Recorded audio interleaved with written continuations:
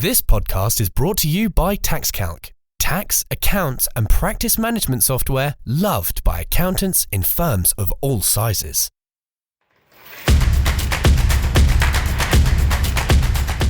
Welcome to the TaxCalc podcast of the TaxCalc webinar, AML, the Inspector's Perspective. Presented by Andy North with special guests Lucy Brown and Mike Jardine. The original webinar was broadcast on the 4th of October 2023 and can be viewed at www.taxcalc.com/events. Please be aware that deadlines, rates and other technical details referenced may have changed since this date. Good afternoon and welcome once again to TaxCalc TV. I'm Andy North, CMO here at TaxCalc, and today we're going to be delving into everyone's favourite topic, anti-money laundering. Unfortunately, Dean is poorly today, so he's unable to join us. We do hope you're feeling better, mate.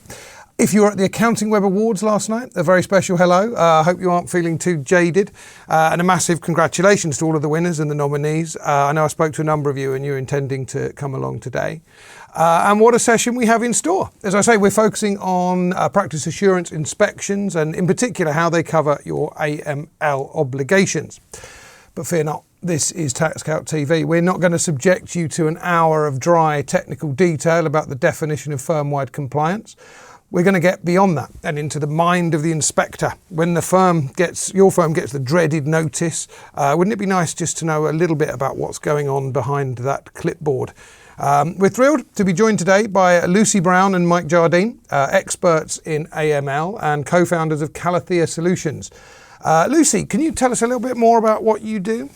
Yes, hi Andy. So I was a bookkeeper in practice and I had a great interest in compliance. I founded my local branch of bookkeepers in my county and then joined my advisory council of the supervisory body. And within those two roles, I delved into compliance quite a bit and used to really enjoy helping the other members build up their compliance knowledge. After a while, I then sold my business to go and work for a supervisory body. And within that role, I was responsible for the professional conduct of our members. And as part of that, worked very closely with compliance director, Mike. So together we set up, after a while, we left the supervisory body. We set up Calathea Solutions at the beginning of this year to offer those people in accountancy and bookkeeping practices the support that they really want with their AML compliance. So we offer AML audits, we offer training, we do consultancy work, so help write document and policy procedure manuals, those kind of things. And we find that because we've got no association with a supervisory body now, that our clients can come to us in the comfort that it's not going to trigger an inspection and they won't get judged on their compliance level. We're just there to help them get more compliant. We named ourselves Calathea Solutions. I don't know if people are aware, but the Calathea houseplant turns over its leaves in the dark. So we're all about new starts, getting things better, turning over that new leaf. Awesome. Lovely story. And the firms that you work with are primarily small firms, big firms? It ranges. We've got a lot of sole practitioners as clients, but also those with up to 15 staff really so far. So and we're able, because the regulations and legislation is the same for everybody, it doesn't matter the size of the firm. Really across the board that you work with. And Mike, what's his background? So Mike is ex-law enforcement, worked nationally and internationally investigating financial crime, went into the banking sector to work again financial crime and insider threat before moving to supervisory body. Right. I see. So the inspector. Yeah, the inspector's perspective. Absolutely. And in fact, he inspected me when I was in practice. Ah, right. Right. Okay. So this is how you met. Inspected my firm. Yeah. Fabulous. So we do have a lot to cover today. We're going to start with a short overview of the latest regulations, what you have to do and when, just in case anyone watching is a little bit behind the curve on what an inspection will look at. And I should say at this point, we've had a record-breaking number of registrations for today. 2,000 people have signed up. So I'm imagining there is going to be a very broad spectrum of compliance among you all. We're then going to get some insights into where most firms are going wrong. What are Mike and Lucy seeing that is tripping firms up and potentially earning them like a fine or a re-inspection? And finally, we're going to probe into what inspectors are really looking for. What might they see in a practice that tells them they might want to just look a little deeper? What behaviours might indicate that all is not well? Interested? You should be. Before we start, there's the obligatory housekeeping. Yes, we will be sending out a copy of this at the end. You don't need to take notes. And you have two options on the screen. You have got the chat and you've got the Q&A. The chat is for everybody. If you want to post a comment for the whole audience to see and read, post it in there. We do have Siobhan, who is going to be on the chat as well. She's one of the product owners for our AML product. So any technical questions she should be able to field. And the Q&A is if you just want to post a question to us, that will not be seen by the rest of the audience. So before we start, I think we're going to get into the regulations. So what is it that a firm needs to do, Mike? Absolutely. As I say, we're not going to bore you with the reams of regulations, but just give you an overview in relation to what's required for those that may not know or would like a little bit of an update. I think that the main thing to start off with is what we're saying is make sure that you know your client, who they are, what they're about, but also make sure that you understand the firm. What do they do?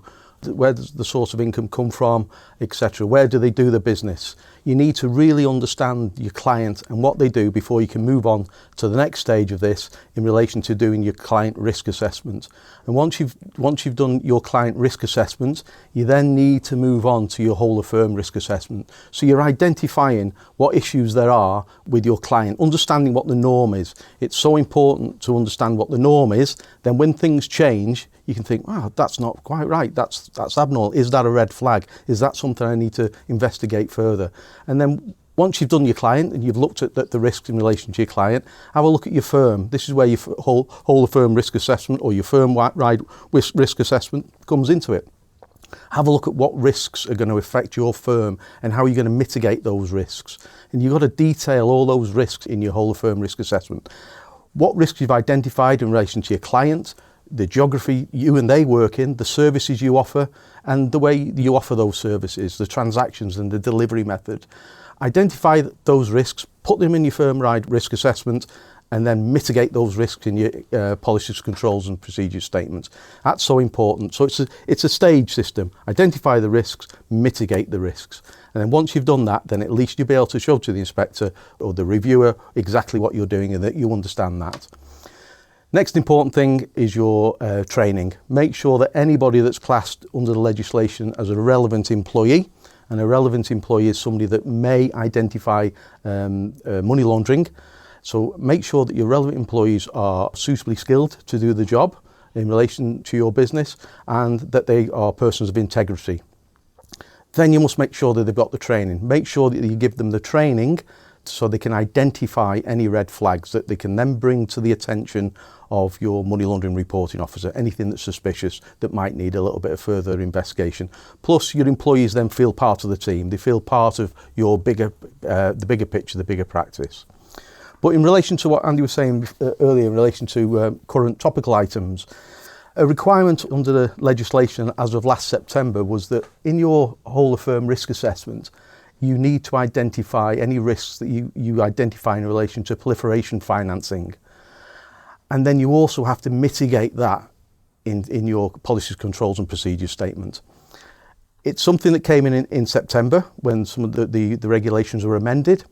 It's something that we're seeing quite regularly, which we'll come on to later, quite regularly that people are unaware of. And it's so important because you will be, if you are reviewed, they're called reviews now rather than inspections. If you are reviewed, it'll be expected to see comment in your whole of firm risk assessment and your policies and controls in relation to that. So that's something that, as I say, it came in September, but we're still seeing people that are falling foul of not including that.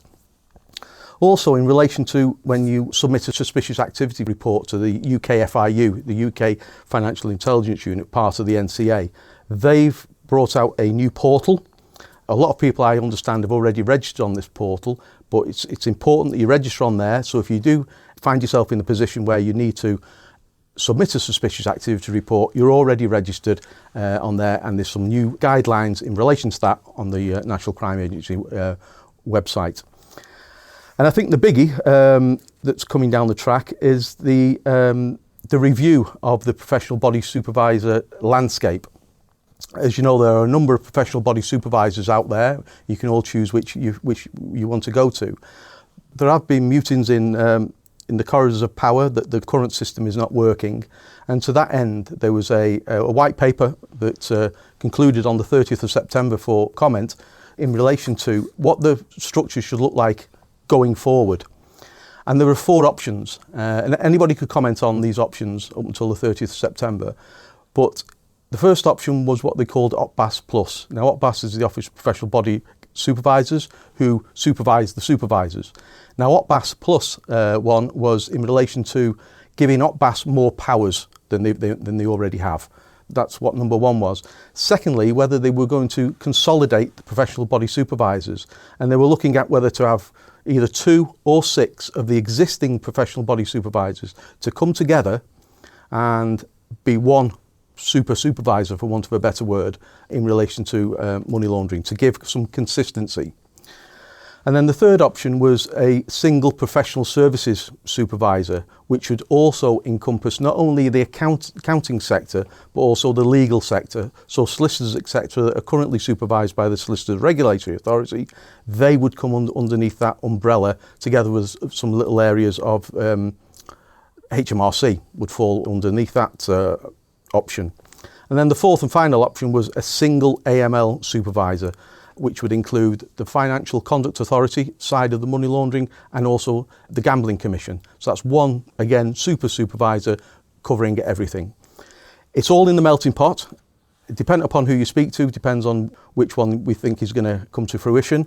But if it all boils down to cost, no doubt it may be OPBAS Plus, because the system is already in place, it's just more powers to them.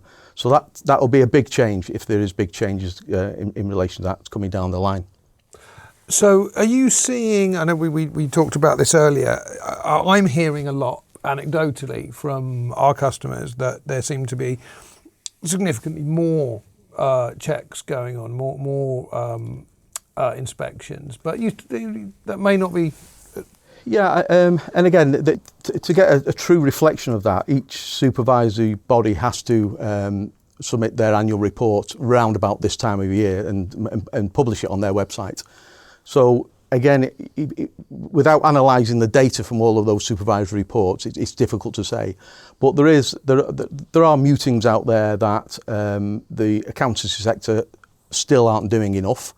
They're felt to be the gatekeepers to the financial sector, because they're the first port of call. They can see what's going on, rightly or wrongly.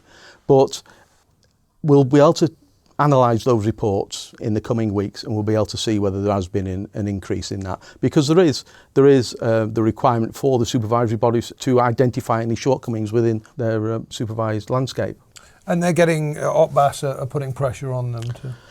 I don't know so much about whether OPBAS put pressure on them, but OPBAS will explain to them what their obligations are in relation to it. They need to, from a risk-based approach, identify those of their supervised entities that are not performing how they should be performing, to bring them to task. Okay, and I think another point it's worth remembering is that it's everything that we say today, your experience is going to vary according to which body that you're being supervised by. Yeah, absolutely. Each supervisory body will interpret the legislation slightly differently and bring on board as well their own membership rules. So some will say you need to use a particular AML software. Others might.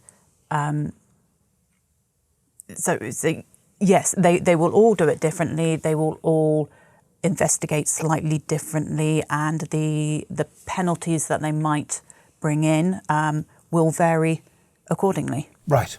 Okay. So let's get on. So I want to ask you a question. So I'm going to bring up the polls. The question for this poll is how confident are you? We just want to gauge what the general feeling is of how well your firm currently complies with the AML regulation. So that should come up in the poll section at the bottom. If you want to tell us how you feel about that, it looks like people are reasonably confident so far. We'll keep an eye on that over a while. What's your take on that question when you're out and about? Are the majority of firms pretty good, close? Are the majority kind of well off? Do you think? I think it varies quite wildly, really. Some firms will have a compliance culture within their firm, but because they don't fully understand the regulations and what is required of them, they won't be putting all the actions in place. So although they think they have a handle on it, they're missing some vital parts, and that could enable a money launderer to come on board as a client, which would be really unfortunate, especially as they are really, really trying. And then you do come across people who go, oh, I know I should be doing it, but I have no idea where to start, so I haven't really bothered. Right. So you get a whole spectrum. You get a real... It varies massively. Well, looking at this, the results that most people, 72%, are reasonably confident. They're just looking for a refresher. 24% not confident at all, and we've got just a few very confident people who are just itching to be inspected. So I like your attitude there. Okay, so thank you very much for taking part in that. So let's get into a bit more of the murky stuff. So let's look at where most firms are going wrong. What is it that is people are being picked up for that they weren't expecting to?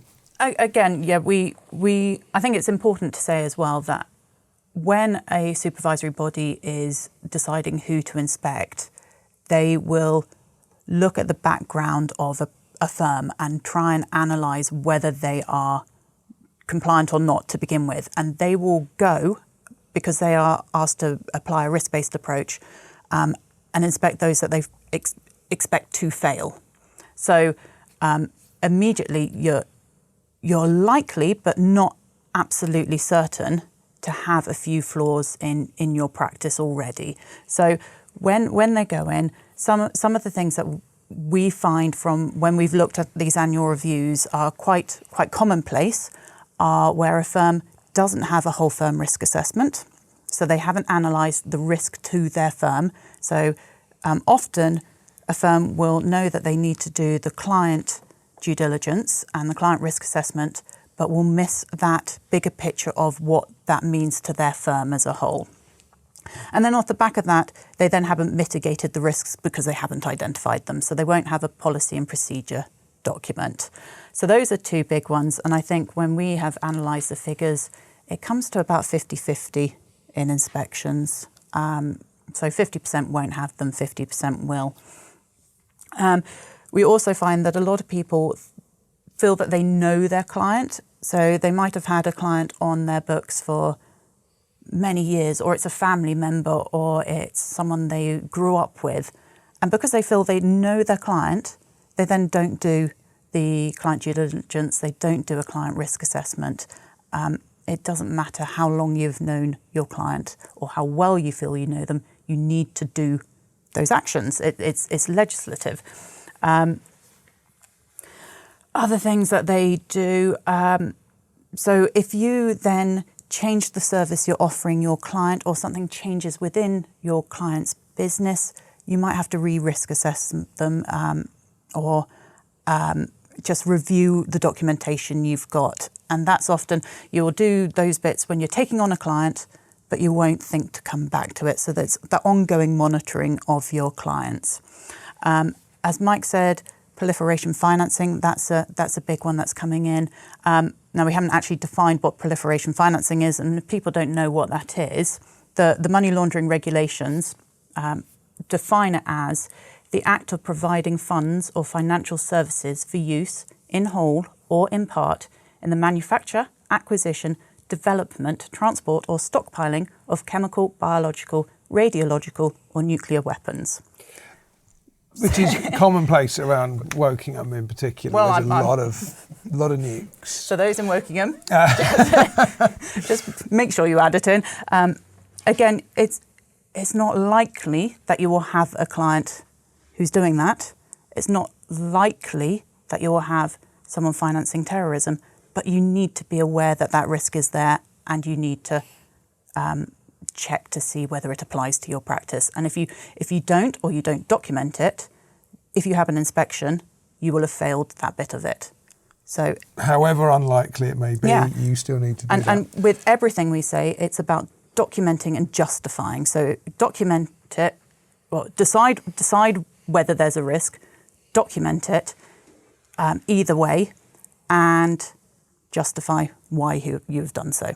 Right. So a couple of questions just to come back on that. And by the way, I'm seeing we are getting a lot of questions coming through in the chat. We will try and come back to those probably at the end. But there's some that I'll bring up. But you mentioned earlier about the risk-based assessment that is made to whether to do an inspection or not. Do you have any insight or anything that what are they looking for? How do they determine they haven't got a firm-wide risk assessment without doing the inspection? Oh, again, I haven't worked with every supervisory body, and it would differ slightly for them. Now, lots of the supervisory bodies will ask their members to send in these documents on an annual basis. So if you are not sending them in, or they are insufficient in their content, could trigger. Where I said that some supervisory bodies ask you to record all your clients on their software, they would have oversight of that and either see that they're not being risk assessed on a regular basis, or it could be that the supervisor will look at your social media footprint and see that you are showing testimonials for an awful lot of clients, and it doesn't seem that in reality that is actual practice, or it's just where things might not tally up. So the inspector, as I'm sure Mike will go on to explain later, will look at the open source research that's available to them and form a picture. And if that doesn't tally with the picture the supervisor already has, that's where it is. That could flag her. So there's not a great deal you can do apart from make sure that you're on top of your admin. Absolutely. That's really the message. That's the key, yeah. Yeah, okay. And then another point, and I'll ask this to Mike. We were talking earlier, what are the kind of fines? What are you seeing? Are they becoming more draconian? What are the penalties that are being Again, applied? looking at the annual reports, and there are some very high fines being dished out. And they're across the spectrum really, from a couple of hundred up to the thousands. And if you look at the HMRC website for the people that they supervise, there's fines there into the millions for these larger companies. Yeah. But when you look at the breaches of the regulations, they're all very similar, as Lucy said: not having a whole of firm risk assessment, not mitigating risks, not doing your due diligence on your clients. It's very similar in relation to that. So there really is a wide range of fines out there. Because you mentioned some eye-watering numbers when we were chatting earlier. Yeah, there's some on the HMRC website running to the millions. Really doing this, quite a lot of 50,000, 30,000. Yeah. And that's levied on an individual? All the way down. Well, the legislation allows the fines to be levied on individuals if they are could be held responsible for it. For argument's sake, the money laundering reporting officer. There was a case recently where the money laundering reporting officer for a firm was fined in excess of £600,000 personally, and it's impacted that person in relation to their business activities going forward because they're barred from carrying out that role. Yeah. So the fines are there. They are big. It's not the only tool in the toolbox that the supervisory bodies have, but reading the annual reports, and that's why it'd be interesting to see this year's annual reports to see if anything's changed from last year. Okay, we'll certainly do that. A couple of questions that I'd like to just throw at you. So John asks, if you take on a new client, let's say you assess as medium risk, would then have to do a firm-wide assessment due to this, and then do another firm-wide assessment if you take on a client who is high risk. If you've had only low risk client, I think I can see where he's going with that. Your firm-wide risk assessment should reflect the risk assessments across your client base. So if that then changes, you should update your firm-wide risk assessment to reflect that. The risks that you identify might not change, but it might raise the general risk profile of your practice. So in theory, yes, you should update it every time you take on a client. In practice, again, it's about applying a risk-based approach. So if your firm-wide risk assessment actually states how many clients you've got and what their risk rating is, then yes, because as soon as you take on another client, that's going to be old news. It's wrong.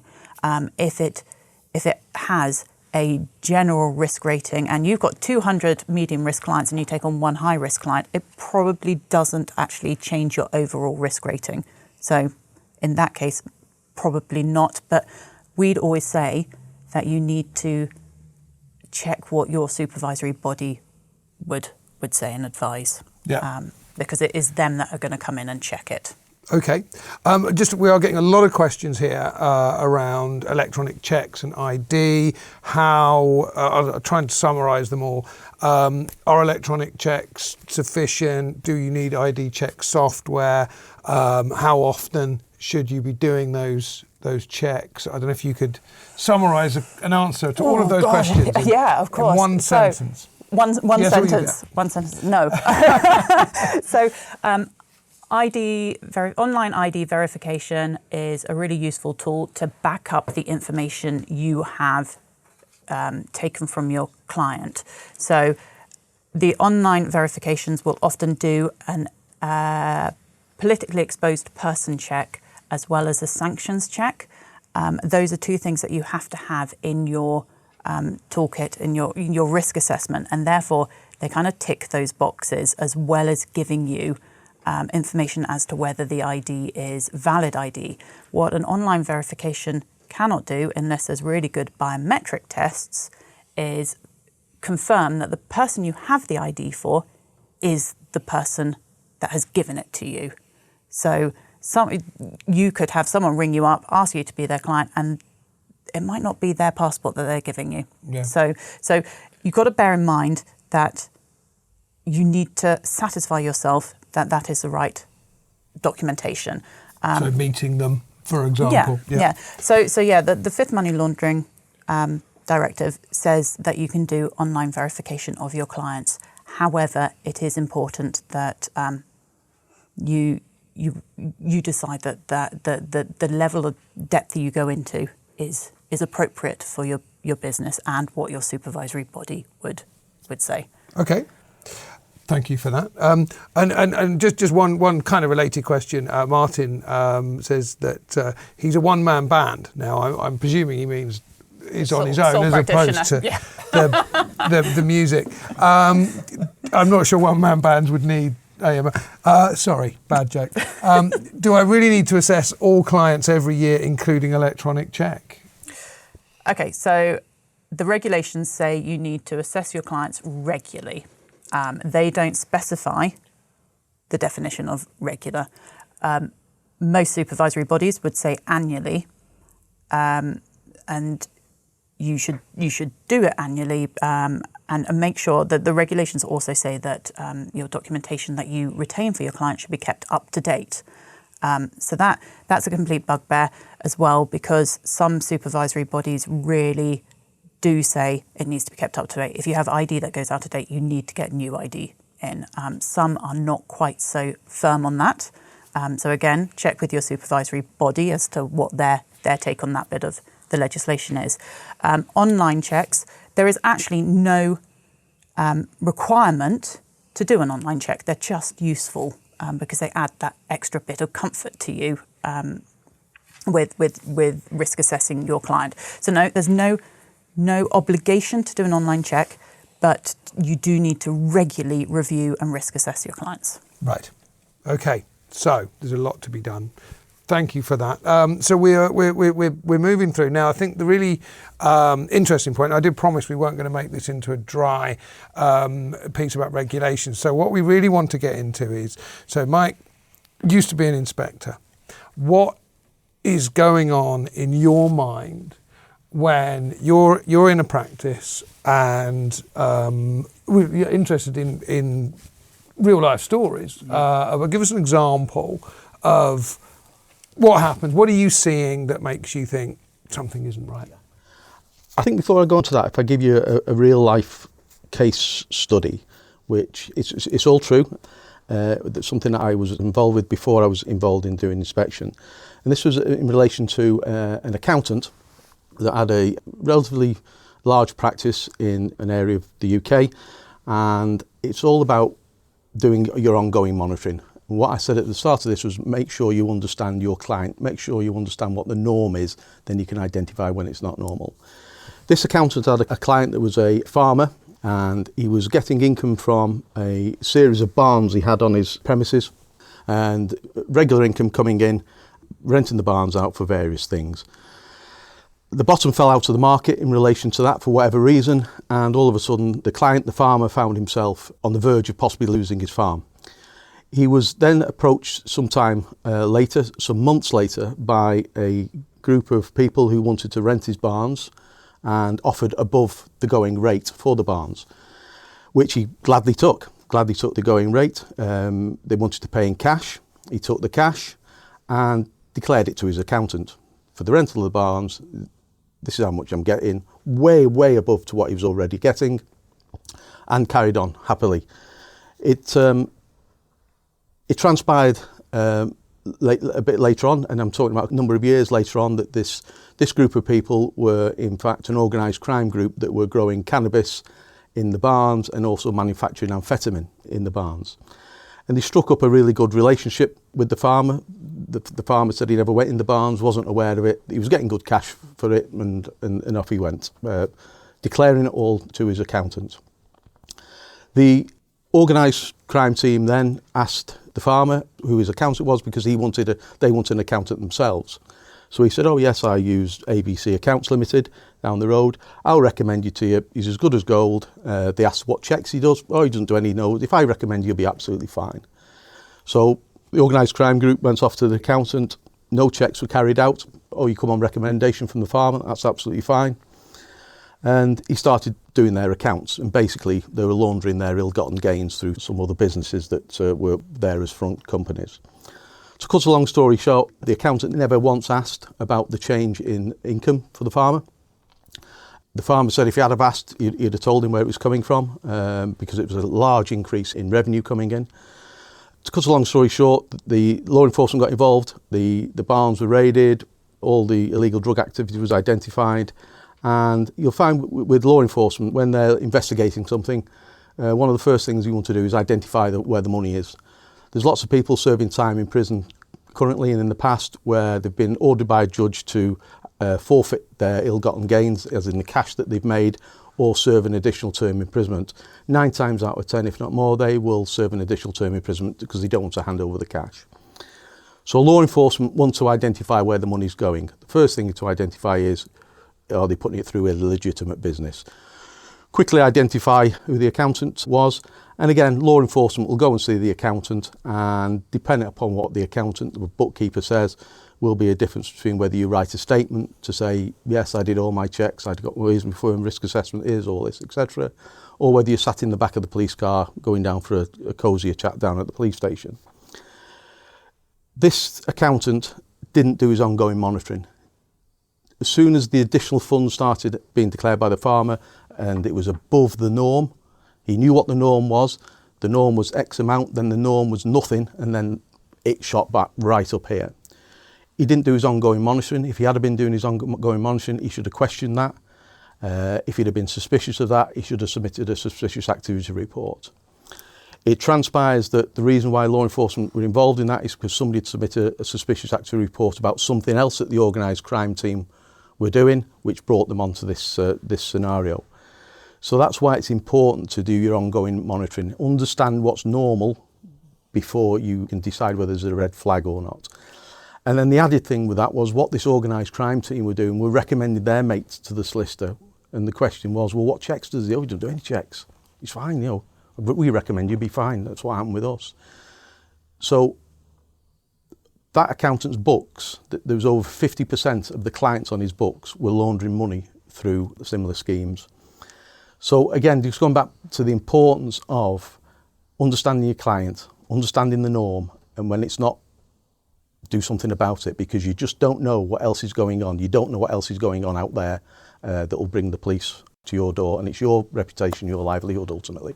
So coming soon to BBC Two, you keep an eye out for that. That's I think there is a case for having the anti-money launderer should be a series, a whodunit drama type thing. So no, I think that's really interesting, because I hear a lot from our customers and people generally. They can't really see that this anti-money laundering thing is in any way relevant to them. I've known these guys for 25 years. They're not money laundering, and it can. I think, and I've got lots of stories from about, but all true in relation to that. And it's important to understand what people will do when the backs are against the wall in times of financial hardship, cost of living crisis, COVID, etc., etc. People who you wouldn't think would normally do something and turn to crime or turn a blind eye, they'll do it. And I've got examples where family members have done it, both in the accountancy practice together, and one's gone off the rails because they needed money. So it does happen, and it does happen a lot. Absolutely. So right. So what else are you looking for when you're in a... What I'd say first of all is if you get the phone call from your professional supervisors, don't panic. That's the first thing I'd say. I know it's easy for me to say, but don't. But you need to understand what you should have in place.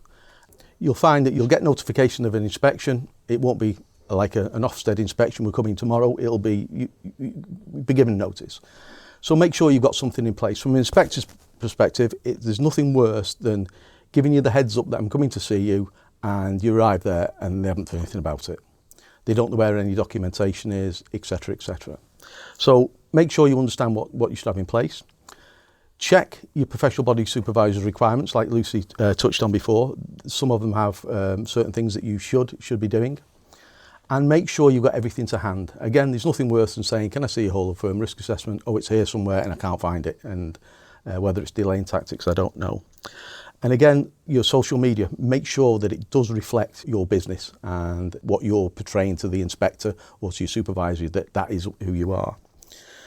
And then ask yourself, can I demonstrate that I have adopted a compliance culture within my firm? Because that's what I'll ask you, or I would have asked you. I don't do them anymore, obviously, but when I'm going to see the clients that we have, I'll ask them this. Can you demonstrate you've got a compliance culture in your firm? And I want you to be able to demonstrate to me why you're doing something, and not just because you have to. I'll ask you, why do you do that? Why do you do the whole of firm risk assessment? I need you to understand why you do it, what's behind it, as we explained earlier. I don't want it to be a box ticking exercise, that you're just ticking boxes and you don't really understand the reason why you're doing something, because it'll become blatantly obvious that you don't know why you're doing it. And what you've got to think back is the reason for all this in the first place is to try and stop the criminal laundering the money through your practice. And be confident in what you're doing and why you're doing it.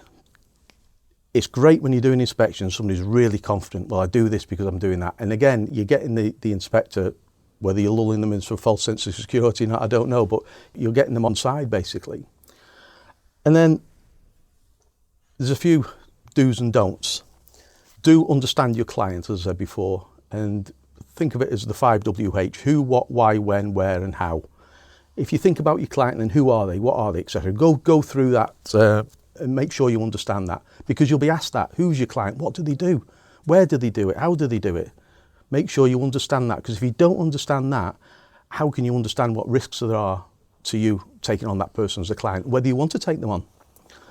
As I said, be prepared and have your documents ready, and engage with the reviewer and the process.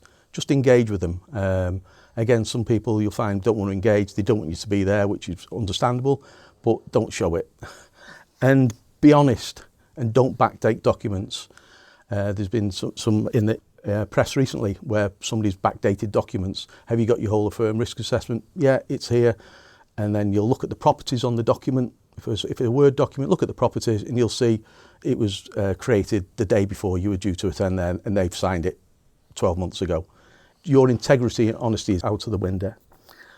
Check your social media, your website, does it reflect it? People tend to use websites as obviously as the shop window into their business. These are how many employees I've got. This is that. Make sure that it tallies with what you've told your professional body supervisor, that's what you've got. And be timely and address the issues that are required. You'll be given, and again it varies between supervisors, you'll be given an action plan to put things right and a time limit to do it in. Don't make excuses as to why you've not done it. If you need more time, ask, and if you're given more time, great. But don't try and fob off what is going to be the inevitable ultimately. Don't ignore your AML obligations. Make sure you understand them because it's not going to go away. If anything, it's going to get more intense, I think, in relation to it, because the powers to be believe that the accountancy sector is still not doing enough to combat money laundering because it's still going on. So it won't go away, but if you don't put it right, your practice licence might. Again, don't falsify documents or tell lies. You don't know what the inspector knows. And if you try to blag the inspector and your integrity and honesty is out the window. And I also say don't use templated documents. But that's not don't use them, but don't use them unless you tailor it towards your business. Again, Lucy and I see when we go and speak people, they're using a templated document and they'll lovely. You mean for procedures and process? For whole of firm risk assessment or something like that. And the whole of firm risk assessment will say, I'm a trust and company service provider. I provide a registered address for my clients. And in the policies and procedures statement, it'll say, and this is how I mitigate it. And you bring it up to them and say, well, I don't do that.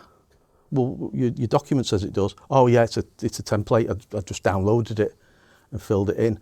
Make sure it reflects. That happens a lot. Lucy and I are saying it happens a lot.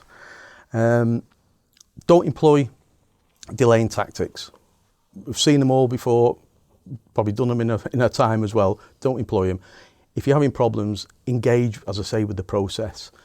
And most importantly, after it's gone, after the inspection's completed, whether you've passed, failed, compliant, non-compliant, generally compliant, don't regress. Don't go back on it because, again, we've seen this. I've seen this recently with a client I've been working with where they've been inspected, failed the inspection, got everything up and ready, passed the re-inspection and then contacted me to say, I'm being inspected again.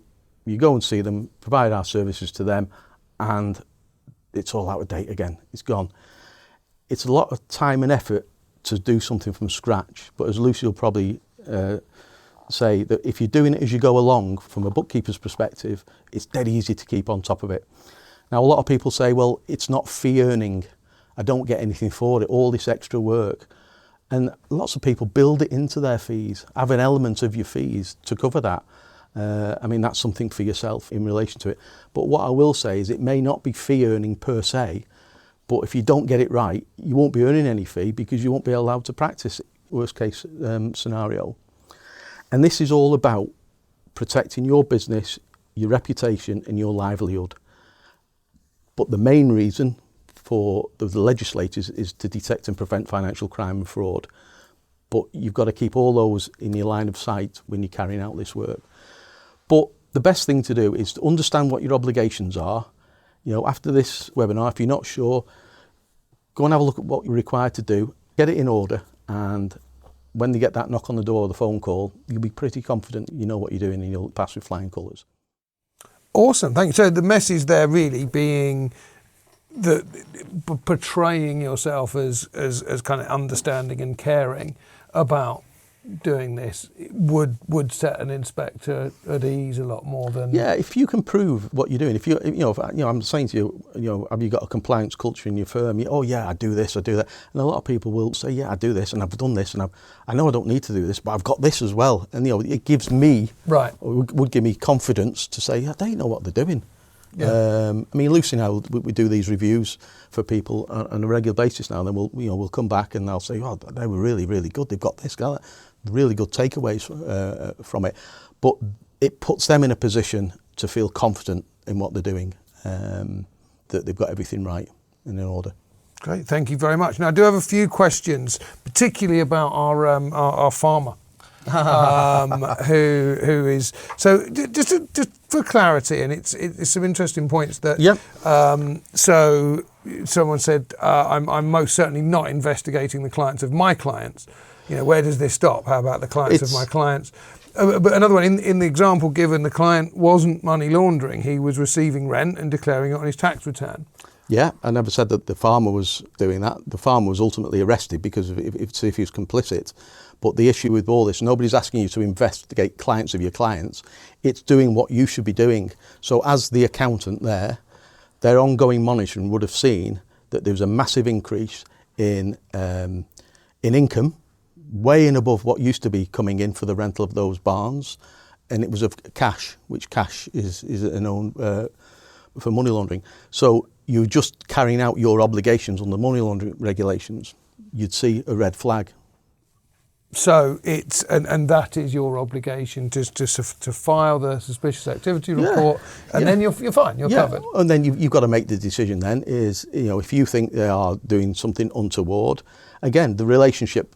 Like that farmer said, if the accountant had said to him, and I told him there's some people in my barns give me all this money, would you be suspicious? Suspicious is subjective. If you're suspicious you've got these people renting straight away, they're renting the barns for over and above the odds, because the farmers said so. The accounts previously show that. It's all in cash. That's the red flags. So you submit your suspicious activity report if you're suspicious, and then you decide what you're going to do with your client. So it's not on the accountant to be going down to those barns, finding out what's going on. Not at all. With his gun.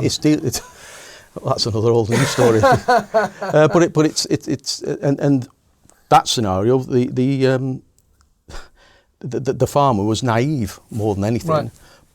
Right. But there was an element at the time, I remember, where people were saying, well, hang on, if you're getting double the money for your barns, you know what the going rate is, and yet you're taking double the odds, are you not complicit in something that's going on? Willful blindness going on, isn't there? And I think it's also important to note that if you then decide, if you're looking at a case and you're thinking, am I suspicious or not? And you decide that you are not suspicious, because you've had that thought process, you need to have an internal report that documents the process you've gone through to decide that you are suspicious or that you're not suspicious. It's got to be documented so that later, when another event happens and you've got another internal report, it might build this picture that actually there is now a suspicion because A, B and C has happened. But in that circumstance, isn't it easier simply just to file a suspicious activity report and be on the safe side? And not if you don't have a suspicion. You should only file a suspicious activity report if you have a suspicion. And a suspicion, as Mike has said, is subjective. It's an idea that something is going on, but that idea has to be more than fanciful, but it doesn't have to be, you don't have to have proof. So yes, you could do, but if we all filed suspicious activities reports on every client just to cover our own backsides, the system would be clogged, wouldn't it? I don't know if you have another. No, it's true, and you've got to be able to justify your position if at a later date, like with that scenario, you get the knock on the door and they say, well, were you not suspicious about that? You know, all this cash coming in, etc. As long as you can justify why you've done something or not done something. So, question from Andrew here said that if the accountant asks the farmer, and we are getting a bit obsessed with the farmer, we'll probably have to move. The accountant asks the farmer why the rise in rents. The farmer then just says, the new tenant pays over the odds. Is the accountant off the hook? You have to ask more than the questions like why is he paying over the odds? Why is he paying in cash? Right. You know, I mean, and it was huge. How was he paying you? I mean, the guy was turning up in bin bags with cash, carrier bags with cash. To me, that's suspicious. I think you've got to put that in the slightly iffy category. Absolutely. Bags of cash. I would rather submit a SAR in a circumstance like that than not submit a SAR and then somebody explain to me, well, do you not think that was suspicious? Yeah. Okay. Right. So thank you very much. I'm very conscious of time. We've got a lot of questions, whether we're going to get through them. A lot of them are kind of regulatory.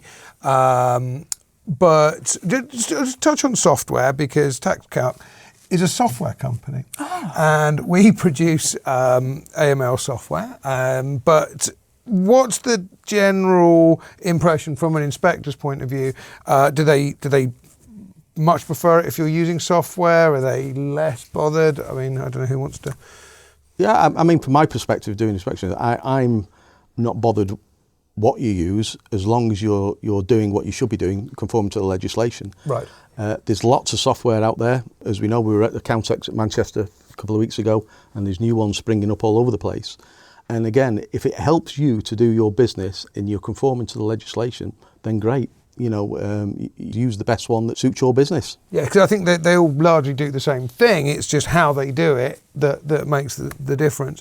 I should say, the TaxCalc AML software, we had a question from Adam who wants an end-to-end demo of our AML product. We can certainly help you with that.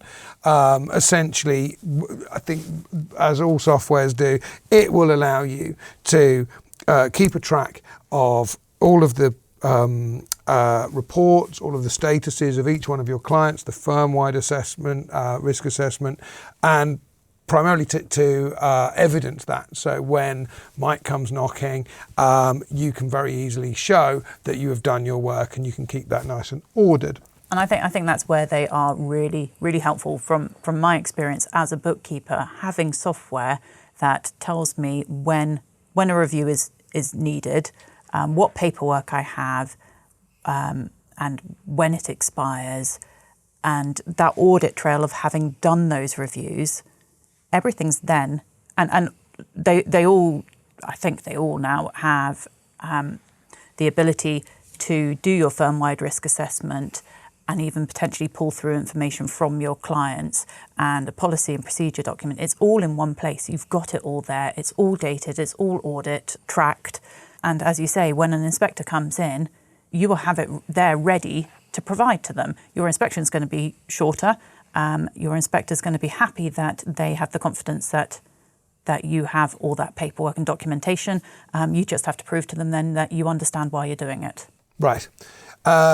And I've got to share this because I'm so proud of it. So Isabella from Number Crunchers texted in to say to us a few days ago, we've just gone through our AAT inspection, which covers lots of things, but the biggie is AML. It was my partner dealing with it, and when he told them we use TaxCalc, they more or less closed that side of the questioning as they're aware of how good it is. I just wanted to share that. We're very proud of our AML software, and yes, we can organise a demo. There'll be some details at the end about how you can contact our sales team as well. So let's get into the questions because there's quite a few, and you can probably take some of these relatively quickly. But onto the software side, credit checking software checks against Experian, but does not give the bookkeeper a copy of the ID. Is this okay? I thought we had to keep an ID on file. You should keep an ID on file. Yeah. So if you're not getting a copy of that. No, and again, was it credit check? Credit checking software, I'm not sure which one. That might not be doing an AML check. Right. So I don't know what that one is actually checking, but you need to make sure that if you're doing online verification, you get the documentation or you are able to download it. Within the CCAB guidance, which is a consultative committee of accountancy bodies, which provides guidance that all the supervisory bodies have adopted, it does give information on what you should be looking for in your online verification software. Right. So it's worth having a look at that to see that the software you are using kind of ticks those boxes. But as we said before, don't just rely on online software. Use it as a backup and confirmation of what information you have already gathered from talking to your client. Yeah, so it's not enough on its own. And yes, TaxCalc's AML software does have identity checking features as well available. So I'm going to put this one to Mike now. We have a client that does not have any photo ID. What other check can we do, as online checks would not prove that this is the same person that we're dealing with? Again, you've got to look at for a risk-based approach. I mean, ultimately, you need to try and get some sort of ID. If there's no passport, photograph, or any governmental document, like even have people who use back to the farmer, a shotgun licence, anything with the photographic ID on. Some people now are having to have a photographic ID for polling, which was recently came in a while ago. That's another thing if somebody's doing that. But ultimately, you need to make sure that the client is who they say they are and they live where they do live, and then you can include in your assessment of that client whether you're going to do business with them. If you're happy they are who they say they are, and you can satisfy your supervisory body, but again, it's a question that you need to go back to your supervisory body and say, what will you accept? Because I know different supervisory bodies will give different answers to it, and it's your supervisory body that will come and inspect you should be down for inspection. But ideally, you do need to try and get some photographic ID or that electronic verification. There's some electronic verification that does biometrics, but that probably wouldn't work either if they've got nothing on record. But again, justify why you've done something or why you've not done something. Ask your supervisory body, and once you get the response from your supervisory body, make a note of that as well, or keep proof that you have had that from them. Fantastic, thank you. So I've got a lot around identity checks, etc. Can you, if you submit a suspicious activity report, can you continue to act with that client? Yes, so you can. What's the implication? So, and in fact, initially you should continue to act for them, because if you suddenly stopped working for them, they might become suspicious, and that could cause a tipping off offence. So if they become aware that you have submitted a SAR, you are tipping off, and that is a criminal offence. If they have asked you to do a transaction that is criminal, and obviously you shouldn't do that, you need to, when you submit your SAR, request a DAML, a Defence Against Money Laundering, and you will get within, or it should be within a week, confirmation that you can process that transaction, which therefore would enable you to carry on acting without tipping them off. So you can carry on working for them. You might not even need to request a DAML, but you've got to risk assess them. If you have submitted a SAR, they would presumably become a high-risk client. So they need to be risk assessed. You need to decide whether you want to carry on working for them. If you don't, you need to find a way to disengage without tipping them off. But yeah, under certain circumstances, it might be fine to carry on working for them. I have a lot of sympathy for someone dealing with all of these. So you cannot, it's not can you continue to act, is you must really continue to act without causing. No, you can exit the relationship, but you've got to have a strategy to do that. If you submit a SAR, say that accountant with the farmer, good old farmer, that accountant there decided to submit a SAR and thought, I don't want anything to do with this. I know he's a long-standing client, but I don't want to get involved in anything like this. Then he could exit the relationship, but you've got to have a strategy to do that. A reason. Come up with a cunning plan as to why you're not going to use them anymore. You don't have to, but I know lots of people have submitted SARs and carrying on the business relationship with them. But you've got to remember, if you carry on the business relationship with them and something else happens, don't just think, I've submitted a SAR, that's it, submit another SAR. Right. So if something else happens that you're suspicious of, submit another SAR. Wise words. Okay, so we're kind of over time. I'm going to ask, I've got two more questions, I can't resist, so I'm going to go through these. Can we rely on money laundering checks being done by others, e.g. a solicitor, where the client is introduced to us by that solicitor? Yep, so that's third-party reliance. You need to get confirmation from that third party that they are allowing you to rely on it. That should be on their headed paper, and it needs to be written. The issue with doing that, though, is that you are still responsible for the information they hold. So if they haven't done sufficient client due diligence, you could still be penalised for that. So in my practice, I would not have relied on anyone else because I want to know it is all correct and I have it on file. Right. Yeah. But you can do it. Okay, you can do it. And one final question. What is, and you kind of touched on this earlier, Mike, what is an acceptable format for a whole firm risk assessment document? Is there a template available? And you said try and avoid templated documents. Yeah, I didn't say try to avoid it. I said if you use them, make sure you tailor them. Make sure you tailor them. As long as you cover, it's Regulation 18. They say you've got to do a whole of firm risk assessment. You've got to cover risk of the client, the geography, the services, the transactions, and the delivery channel. As long as you've got those headings, I think most supervisory bodies will have their own template, or if you're using a software company, their template. Just make sure you cover all the areas there, and make sure you've identified all the risks. And a whole of firm risk assessment usually is a paragraph about your firm, who you are, what you're about, what services you offer, the risks you've identified in those areas I've just mentioned, and what you believe the overall risk is to your, how many clients you've got, how many are high risk, how many are low or normal risk, which some people use, and what the overall risk is you think to your firm by having those as clients. But yeah, you can use your own document that you've made up, you can use one of our documents, you can use one of TaxCalc's documents, anybody's documents, as long as you've got it and it's fit for purpose. Fabulous. Okay, guys, thank you very, very much for all of that. Unfortunately, we've run out of time. We've gone over time. We had so many questions. It does sound as if the number of people are interested in some kind of look at the our AML software. I've got a poll which I'm going to put up, which you can use. So if you answer yes to the poll when we're asking the question of would you like a demo of the software, then if you answer that, then you will be able to we'll get that organised. We may well come back and actually do a formal one, and we'll invite everyone who came on here to do that. I would just, if you've been inspired by my friends from Calathea, I certainly have. If you want to follow up with them, you are more than welcome. Lucy, how can they best get in touch? Yeah, John, can you put up our offer slide? So this will show us, we will give a small discount to the first 50 people that contact us.